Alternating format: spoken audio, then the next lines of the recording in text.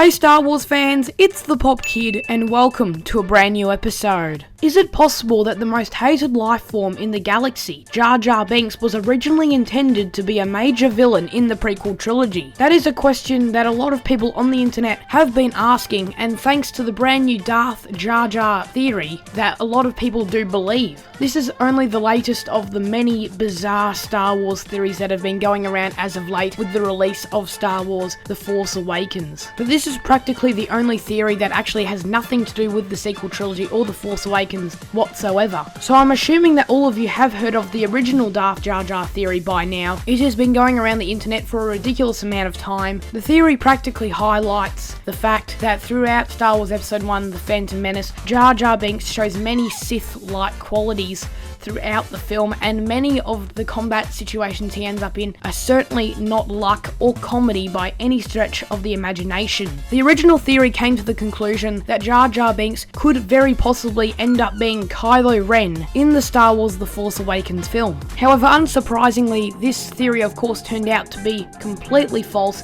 and Kylo Ren was of course his own entity, ending up becoming Ben Solo, the son of Han and Leia. However, all the arguments that supported this theory may not have been pointless after all. That in fact Jar Jar Binks does all of those things in Star Wars Episode 1 because George Lucas originally intended Jar Jar to be the main villain in Attack of the Clones. It was meant to be Jar Jar's character arc in The Phantom Menace that would set up this turn to the dark side. However, after extreme fan backlash of Jar Jar Binks and his horrible comedy and just him being a god-awful character after all, Lucas scrapped the plans for Jar Jar and instead replaced him in Attack of the Clones with Count Dooku. Like many of these crazy Star Wars theories, there is little to no evidence to go on that this is indeed true, other than George Lucas dropping a little hint in the Phantom Menace documentary.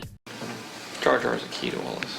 So if this is true, and indeed the original plans for Binks were to have him reveal his true colours as a Sith in Attack of the Clones, it would have been interesting to see what kind of powers he had possessed and the involvement in the story he would have had. It is possible he got straight up replaced by Count Dooku and would have had the same role as him in the film and Revenge of the Sith, and his Sith abilities would most likely have been based on this combat style in Episode 1 that the original theory does highlight. If this theory did end up being true, it would have been extremely interesting to see what the fans would have thought. Would they have supported the idea, or would Jar Jar's hate have just grown even stronger? But summing it all up, one thing that definitely makes this theory a lot different to many of those other ones we have seen out there is that we will most likely never know whether or not there is any truth behind it. I do hope you enjoyed today's video.